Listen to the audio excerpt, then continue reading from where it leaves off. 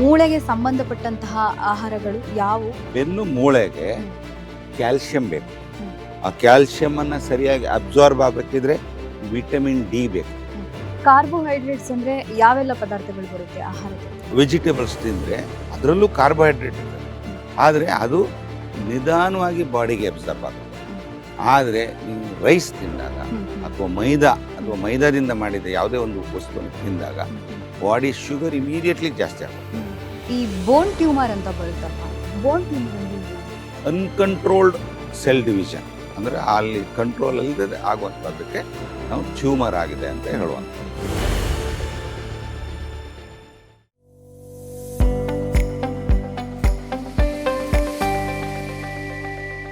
ಬೆನ್ನು ನೋವು ಬರಬಾರ್ದು, ಬೆನ್ನು ನೋವು ತಡಿಬೇಕು ಅಂದ್ರೆ ಯಾವ ರೀತಿ ಮಲ್ಗಿದ್ರೆ ಏನಾದ್ರೂ ಬೆನ್ನು ನೋವನ್ನ ತಡಿಬಹುದಾ?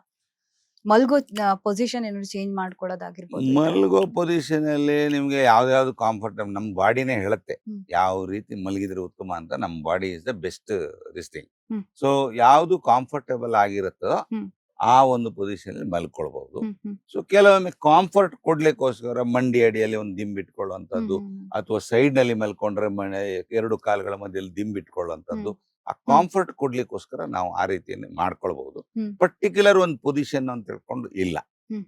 ಸೊ ಇದು ಮಾಡುವುದು. But main thing is body weight control ಮಾಡುವಂಥದ್ದು, ಮೂಳೆಗಳನ್ನ ಗಟ್ಟಿಯಾಗಿಡುವಂಥದ್ದು, ಸರಿಯಾದ ಆಹಾರ ಸೇವನೆ ಮಾಡಿಕೊಂಡು ಮಾಂಸಖಂಡಗಳನ್ನ ಗಟ್ಟಿ ಮಾಡ್ಕೊಳ್ಳುವಂಥದ್ದು. ಸೊ ಇದೆಲ್ಲ ಮಾಡ್ಕೊಳ್ಳೋದ್ರಿಂದ ಬೆನ್ನು ನೋವನ್ನ ಆದಷ್ಟು ಅವಾಯ್ಡ್ ಮಾಡ್ಬೋದು. ಆಮೇಲೆ ತೀರಾ ನನಗಾಗದಿದ್ದಷ್ಟು ಭಾರ ಹೊರ್ಲಿಕ್ಕೆ ಜಾಸ್ತಿ ಹೊರ್ಲಿಕ್ಕೆ ಹೋಗಬಾರ್ದು. ಸೊ ಆ ತರ ಎಲ್ಲ ಮಾಡೋದ್ರಿಂದ ನಾವು ಈ ಒಂದು ಬೆನ್ನು ನೋವನ್ನ ಬಾರದೇ ಇದ್ದಂಗೆ ತಡೆಗಟ್ಟಬಹುದು. ಹಾಗಾದ್ರೆ ಬೆನ್ನು ನೋವಿಗೆ ಸಾಕಷ್ಟು ಒಳ್ಳೆ ಒಳ್ಳೆಯ ಆಹಾರಗಳಿದಾವೆ ಅಂತ ಅಂದ್ರಿ ನೀವು. ಯಾವೆಲ್ಲ ಆಹಾರಗಳು ಪರ್ಟಿಕ್ಯುಲರ್ ಆಗಿ ಬೆನ್ನು ನೋವು ಅಂದ್ರೆ ಮೂಳೆಗೆ ಸಂಬಂಧಪಟ್ಟಂತಹ ಆಹಾರಗಳು ಯಾವುವು, ಹೇಗ್ ತಗೊಬೇಕು ಅಂತ ತಿಳಿಸ್ಕೊಡೋದಾದ್ರೆ? ಮೂಳೆಗೆ ನಾನು ಹೇಳಿದೆ, ಮೂಳೆಗೆ ಮೇನ್ ಅಂತ ಹೇಳಿದ್ರೆ ಈಗ ಒಂದು ನಾವು ಕಾಂಕ್ರೀಟ್ ಇದ್ದಂಗೆ. ನಾನು ಯೂಶಲಿ ಯಾವಾಗಲೂ ಅವರಿಗೆ ಹೇಳ್ತೀನಿ ಪೇಷಂಟ್ಸ್ ಗಳಿಗೆ, ನಾವು ಒಂದು ಕಾಂಕ್ರೀಟ್ ಮಾಡ್ಬೇಕಿದ್ರೆ ಅದಕ್ಕೆ ಏನೆಲ್ಲ ಬೇಕು? ಅದಕ್ಕೆ ಸ್ಟೀಲ್ ಬೇಕು, ಅದಕ್ಕೆ ಸಿಮೆಂಟ್ ಬೇಕು, ಮರಳು ಬೇಕು, ಜಲ್ಲಿ ಬೇಕು, ನೀರ್ ಬೇಕು. ಹೀಗೆ ಬೇರೆ ಬೇರೆ ಹಾಕಿದ್ರೆ ಮಾತ್ರ ಕಾಂಕ್ರೀಟ್. ಯಾವ್ದೋ ಒಂದನ್ನ ಹಾಕಿದ್ರೆ ಕಾಂಕ್ರೀಟ್ ಆಗೋದಿಲ್ಲ, ಆ ಕಾಂಕ್ರೀಟ್ಗೆ ಸ್ಟ್ರೆಂತ್ ಬರೋದಿಲ್ಲ ಅಲ್ವಾ? ಸೊ ಇದೆಲ್ಲ ಸಮ ಪ್ರಮಾಣದಲ್ಲಿ ಇದ್ದಾಗ ಇದಾಗ್ತದೆ. ಸೊ ಅದೇ ರೀತಿ ಬೆನ್ನು ಮೂಳೆಗೆ ಕ್ಯಾಲ್ಸಿಯಂ ಬೇಕು. ಆ ಕ್ಯಾಲ್ಸಿಯಂ ಅನ್ನ ಸರಿಯಾಗಿ ಅಬ್ಸಾರ್ಬ್ ಆಗಬೇಕಿದ್ರೆ ವಿಟಮಿನ್ ಡಿ ಬೇಕು. ಆಮೇಲೆ ಪ್ರೋಟೀನ್ಸ್ಗಳು ಬೇಕು. ಸೊ ಇದೆಲ್ಲ ಬಹಳ ಮುಖ್ಯ ಆಗ್ತದೆ. ಸೊ ಅದಕ್ಕೆ ಕ್ಯಾಲ್ಸಿಯಂ ಯುಕ್ತ ಆಹಾರಗಳು, ಈಗ ಹಾಲು ಅಥವಾ ಹಾಲಿನಿಂದ ಮಾಡಿದಂಥ ಪ್ರಾಡಕ್ಟ್, ಮೊಸರು, ಬೆಣ್ಣೆ, ಗಿಣ್ಣು, ಆ ಥರ ಅವುಗಳಲ್ಲಿ ಮಾಡೋದು. ಸೊಪ್ಪು ತರಕಾರಿಗಳಲ್ಲಿ ಕ್ಯಾಲ್ಸಿಯಂ ಇರ್ತದೆ. ಆಮೇಲೆ ನೀರಿನಲ್ಲೂ ಕೂಡ ಕ್ಯಾಲ್ಸಿಯಂ ಇದಿರ್ತದೆ. ಸೊ ಆ ಥರ ಒಂದು ಫುಡ್ಗಳ ಆಮೇಲೆ non veg products, chicken, poultry, ಆ ಥರದ ಪ್ರಾಡಕ್ಟ್ಸು ಅದರಲ್ಲೆಲ್ಲ ಕ್ಯಾಲ್ಸಿಯಂ ಇರ್ತದೆ. ಆಮೇಲೆ ಪ್ರೋಟೀನ್ ಕೂಡ ಬೇರೆ ಬೇರೆ ಯಾವುದು ನಮ್ಮ ಕಡಲೆಕಾಳು ಅಂಥದ್ರಲ್ಲಿ ಪ್ರೋಟೀನ್ ಇರ್ತದೆ. ಆಮೇಲೆ ಇದು ಯಾವುದು ಡೈರಿ ಪ್ರಾಡಕ್ಟ್ಸು, ಆಮೇಲೆ ನಾನ್ ವೆಜ್ ಫಿಶು, ಎಗ್ಗು, ಆಮೇಲೆ ಚಿಕನ್ನು, ಮಟನ್ನು, ಅದರಲ್ಲಿ ಪ್ರೋಟೀನ್ ಇರ್ತದೆ. ಸೊ ಪ್ರೋಟೀನ್ಗಳನ್ನು ತಗೊಳ್ಬೇಕು. ಸೊ ಈ ರೀತಿ ಸಮ ಪ್ರಮಾಣದಲ್ಲಿ ಸರಿಯಾದ, ಆಮೇಲೆ ಆದಷ್ಟು ಯಾವುದು ಕಾರ್ಬೋಹೈಡ್ರೇಟ್ ಅಂಶ ಕಡಿಮೆ ಮಾಡಬೇಕು. ಕಾರ್ಬೋಹೈಡ್ರೇಟ್ ಯಾಕೆ ಕಡಿಮೆ ಮಾಡಬೇಕು ಅಂದ್ರೆ ಬಾಡಿ ವೆಯ್ಟ್ ಮೇಂಟೈನ್ ಮಾಡಲಿಕ್ಕೆ. ನಾವು ಯೂಶಲಿ ನಾವೇನಿದ್ರೆ ಕೊಬ್ಬು ತಿಂದ್ರೆ ದಪ್ಪ ಆಗ್ತಾರೆ, ಕೊಬ್ಬು ತಿಂದ್ರೆ ದಪ್ಪ ಆಗೋದಿಲ್ಲ, ಶುಗರ್ ತಿಂದ್ರೆ ದಪ್ಪ ಆಗುವಂಥದ್ದು. ಕಾರ್ಬೋಹೈಡ್ರೇಟ್ ಅಂಶ ಜಾಸ್ತಿ ತಿಂದಾಗ, ಪಿಷ್ಟ ಪದಾರ್ಥಗಳನ್ನು ಜಾಸ್ತಿ ತಿಂದಾಗ ನಮ್ಮ ಬಾಡಿಗೆ ಆ ಪಿಷ್ಟ ಪದಾರ್ಥವನ್ನು ಫ್ಯಾಟ್ ಆಗಿ ಕನ್ವರ್ಟ್ ಮಾಡುವಂತ ಶಕ್ತಿ ಇದೆ. ಸೊ ಹಾಗಾಗಿ ಜಾಸ್ತಿ ನಾವು ಶುಗರ್ ತಗೊಂಡ್ರೆ, ಸೊ ಜಾಸ್ತಿ ಸ್ವೀಟ್ ಇದ್ದಂಥದ್ದು, ಜಾಸ್ತಿ ರುಚಿ ಇರುವಂತದ್ದು, ಅಂತ ಪದಾರ್ಥಗಳಲ್ಲಿ ಜಾಸ್ತಿ ಪಿಷ್ಟ ಪದಾರ್ಥ ಇರ್ತದೆ. ಸೊ ಕಾರ್ಬೋಹೈಡ್ರೇಟ್ ಜಾಸ್ತಿ ಇರ್ತದೆ. ಅಂಥದನ್ನ ನಾವು ಜಾಸ್ತಿ ಸೇವನೆ ಮಾಡಿದಾಗ ಅದು ಬಾಡಿ ಒಳಗಡೆ ಫ್ಯಾಟ್ ಆಗಿ ಕನ್ವರ್ಟ್ ಆಗಿ ಫ್ಯಾಟು ಡೆಪಾಸಿಟ್ ಆಗ್ತದೆ. ಸೊ ಹಾಗಾಗಿ ಅದನ್ನ ಆದಷ್ಟು ಕಡಿಮೆ ತಿನ್ಬೇಕು. ಪ್ರೋಟೀನೇಷಿಯಸ್ಸು, ಆಮೇಲೆ ಮಿತ ಪ್ರಮಾಣದಲ್ಲಿ ಒಳ್ಳೆಯ ಫ್ಯಾಟ್ ಅನ್ನ ತಗೊಳ್ಳಿಕ್ಕೆ ಒಳ್ಳೇದು. ಯಾವುದು ಬೆಣ್ಣೆ, ತುಪ್ಪ ಇದೆಲ್ಲ ಕೆಟ್ಟದ್ದಲ್ಲ, ಅದನ್ನ ತಗೊಳ್ಬಹುದು. ಸೊ ಮಿತ ಪ್ರಮಾಣದಲ್ಲಿ ತಗೊಳ್ಬೇಕು. ಅದು ಎಕ್ಸಸ್ ಆದ್ರೆ ಅದು ಬೇರೆ ರೀತಿ ಪ್ರಾಬ್ಲಮ್ಗಳು ಶುರು ಆಗ್ತದೆ. ಸೊ ಅದನ್ನ ತಗೊಳ್ಬಹುದು. ಅಂದ್ರೆ ಕಾರ್ಬೋಹೈಡ್ರೇಟ್ಸ್ ಅಂದ್ರೆ ಯಾವೆಲ್ಲ ಪದಾರ್ಥಗಳು ಬರುತ್ತೆ ಆಹಾರದಲ್ಲಿ? ರೈಸ್, ನಿಮ್ಮ ವೈಟ್ ರೈಸ್ ಇದೆಯಲ್ಲ, ಹ್ಮ್. ಅದು ಆಲ್ಮೋಸ್ಟ್ ಫುಲ್ ಕಾರ್ಬೋಹೈಡ್ರೇಟ್, ಹ್ಮ್. ಗೊತ್ತಾಯ್ತಾ? ಹ್ಮ್. ಅದರಲ್ಲಿ ನಿಮ್ ವೈಟ್ ರೈಸ್ ಅಲ್ಲಿ ಏನಿರುತ್ತೆ, ರೈಸ್ ಅಲ್ಲಿ ನಾರಿರ್ತದೆ. ನೀವು ರೈಸ್ ಗ್ರೈನ್ ಅನ್ನು ನೀವು ಹ್ಮ್. ತಗೊಂಡ್ರೆ, ಹ್ಮ್. ರೈಸ್ ಗ್ರೈನ್ ಅಲ್ಲಿ ಕಾರ್ಬೋಹೈಡ್ರೇಟ್ ಇರ್ತದೆ, ಹ್ಮ್. ನಾರಿನ ಅಂಗಾಂಶ ಇರ್ತದೆ, ಹ್ಮ್. ಕೆಲವೊಂದು ವಿಟಮಿನ್ಸ್ಗಳು, ಮಿನರಲ್ಸ್ಗಳು ಇರ್ತವೆ. ಹ್ಮ್. ಆದ್ರೆ ಇದೆಲ್ಲ ಎಲ್ಲಿ ಜಾಸ್ತಿ ಇರ್ತದೆ, ಕಾರ್ಬೋಹೈಡ್ರೇಟ್ ಎಲ್ಲಿ ಇರ್ತದೆ ಅಂದ್ರೆ ಒಳಗಿನ ಗ್ರೈನ್ ಅಲ್ಲಿ ಇರುತ್ತೆ. ಹ್ಮ್. ಹ್ಮ್. ಹ್ಮ್. ಉಳಿದದ್ದು ನಾರಿನಂಶ, ವಿಟಮಿನ್ಸು, ಇದೆಲ್ಲ ಎಲ್ಲಿರ್ತದೆ, ಅದರ ಕೋಟಿಂಗ್ ಅಲ್ಲಿ ಇರುತ್ತೆ. ನಾವು ವೈಟ್ ರೈಸ್ ಮಾಡುವಾಗ ನಾವು ಏನ್ ಮಾಡ್ತೀವಿ, ಕೋಟಿಂಗ್ ಅನ್ನ ತೆಗೆದು ಬಿಸಾಡ್ತೀವಿ, ದನಕ್ಕೆ ಹಾಕ್ತಿವಿ ಅದನ್ನ. ಹ್ಮ್. ಹ್ಮ್. ಆ ಹ್ಮ್. ಒಳಗಡೆ ತಿರುಳನ್ನು ಮಾತ್ರ ತಿಂತೀವಿ. ಹೌದು. ಸೊ ವೈಟ್ ರೈಸ್ ಅಲ್ಲಿ ತಿರುಳಲ್ಲಿ ಇರುವುದು ಬರೀ ಕಾರ್ಬೋಹೈಡ್ರೇಟ್, ಹ್ಮ್. ಹ್ಮ್. ಹ್ಮ್. ಗೊತ್ತಾಯ್ತಾ? ಹ್ಮ್. ಸೊ ಅದು ಪ್ಯೂರ್ ಕಾರ್ಬೋಹೈಡ್ರೇಟ್. ಹ್ಮ್. ಆಮೇಲೆ ಹ್ಮ್. ಆಟ, ಹ್ಮ್.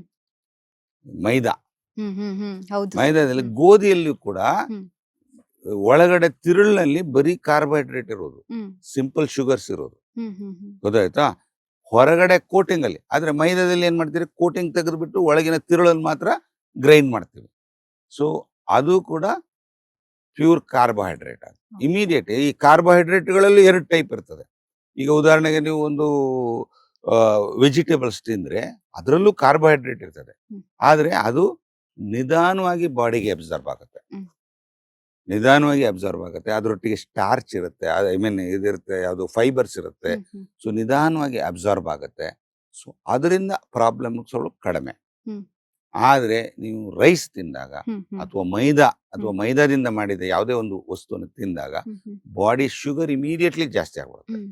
ಬಾಡಿ ಶುಗರ್ ಇಮಿಡಿಯೇಟ್ ಜಾಸ್ತಿ ಆದಾಗ ಹ್ಮ್. ಇನ್ಸುಲಿನ್ ರೆಸ್ಪಾನ್ಸ್ ಆಗುತ್ತೆ. ಹ್ಮ್. ಈ ಇನ್ಸುಲಿನ್ ಅನ್ನಂಥದ್ದು ಫ್ಯಾಟ್ ಸ್ಟೋರಿಂಗ್ ಹಾರ್ಮೋನ್. ಹ್ಮ್. ಇನ್ಸುಲಿನ್ ಬಾಡಿಯಲ್ಲಿ ಜಾಸ್ತಿ ಆದಷ್ಟಕ್ಕೂ ಹ್ಮ್. ಫ್ಯಾಟ್ ಸ್ಟೋರಿಂಗ್ ಇದು ಮಾಡುತ್ತೆ. ಹ್ಮ್. ಸೊ ಹಾಗಾಗಿ ಇನ್ಸುಲಿನ್ ರೆಸ್ಪಾನ್ಸ್ ಕಡಿಮೆ ಆಗಬೇಕಿದ್ರೆ ನೀವು ಈ ಸಿಂಪಲ್ ಶುಗರ್ಗಳನ್ನ ಕಟ್ ಅವಾಯ್ಡ್ ಹಾ. ಮಾಡಬೇಕು.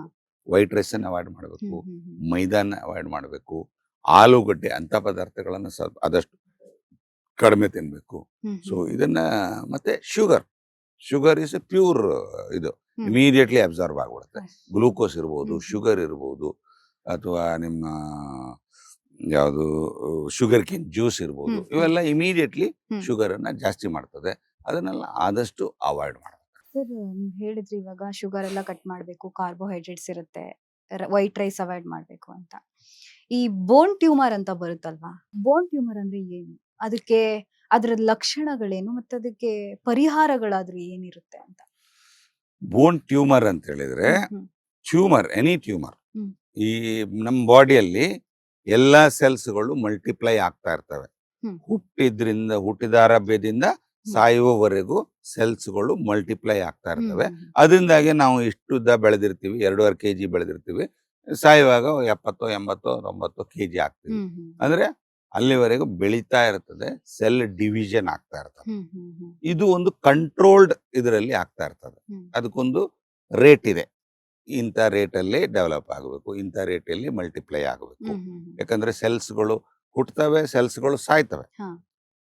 ಈ ಹುಟ್ಟದಾಗಿದ್ದ ಸೆಲ್ಸ್ಗಳು ಸಾಯುವವರೆಗೂ ಬರೋದಿಲ್ಲ. ಬರುದಿಲ್ಲ. ಅವು ಸತ್ತೋಗಿರ್ತವೆ, ಅವು ಕರಗಿ ಹೋಗಿರ್ತವೆ, ಇನ್ನೊಂದು ಹೊಸ ಸೆಲ್ ಬರ್ತದೆ, ಹ್ಮ್. ಹೀಗೆ ಆಗ್ತಾ ಇರ್ತದೆ ಸೊ ಬಾಡಿ ಒಳಗಡೆ. ಹ್ಮ್. ಹ್ಮ್. ಹ್ಮ್. ಆದ್ರೆ ಈ ಕಂಟ್ರೋಲ್ಡ್ ಸೆಲ್ ಡಿವಿಷನ್ ಇದೆಯಲ್ಲ, ಹ್ಮ್. ಕೆಲವೊಮ್ಮೆ ಆ ಕಂಟ್ರೋಲ್ ತಪ್ಪಿ ಹೋಗುತ್ತೆ, ಹ್ಮ್. ಅತಿಯಾಗಿ ಬೆಳೆದು ಬಿಡ್ತವೆ. ಒಂದು ಭಾಗ, ಯಾವುದೋ ಒಂದು ಭಾಗ, ಹ್ಮ್. ಒಂದು ಥೈರಾಯ್ಡ್ ಅಂತ ಇಟ್ಕೊಳ್ಳೋ, ಆ ಥೈರಾಯ್ಡ್ ಒಂದು ರೀತಿಯಲ್ಲಿ ಬೆಳವಣಿಗೆ ಆಗ್ತಾ ಇರ್ತದೆ. ಸೊ ಥೈರಾಯ್ಡ್ ಒಂದು ಭಾಗ ಸಡನ್ ಆಗಿ ಕಂಟ್ರೋಲ್ ತಪ್ಪಿ ಬೆಳೀಲಿಕ್ಕೆ ಸಿಗ್ತದೆ, ಫಾಸ್ಟ್ ಆಗಿ ಬೆಳೀಲಿಕ್ಕೆ ಶುರು ಹ್ಮ್. ಹ್ಮ್. ಆಗ್ತದೆ. ಅದಕ್ಕೆ ನಾವು ಟ್ಯೂಮರ್ ಅಂತ ಹೇಳೋದು. ಟ್ಯೂಮರ್. ಅದು ಬೋನ್ ಟ್ಯೂಮರ್ ಇರ್ಬೋದು, ಬೇರೆ ಆರ್ಗನ್ ಇಂದ ಟ್ಯೂಮರ್ ಇರ್ಬೋದು. ಯಾವುದೇ ಟ್ಯೂಮರ್ ಇದ್ರೂ ಕೂಡ ಅನ್ಕಂಟ್ರೋಲ್ಡ್ ಸೆಲ್ ಡಿವಿಷನ್, ಅಂದ್ರೆ ಅಲ್ಲಿ ಕಂಟ್ರೋಲ್ ಇಲ್ಲದೆ ಆಗುವಂತದ್ದಕ್ಕೆ ನಾವು ಟ್ಯೂಮರ್ ಆಗಿದೆ ಅಂತ ಹೇಳುವಂತ. ಹ್ಮ್. ಹ್ಮ್. ಸೊ ಟ್ಯೂಮರ್ ಯಾಕೆ ಆಗ್ತದೆ, ಅದೊಂದು ಯಕ್ಷ ಪ್ರಶ್ನೆ. ಹ್ಮ್. ಹ್ಮ್.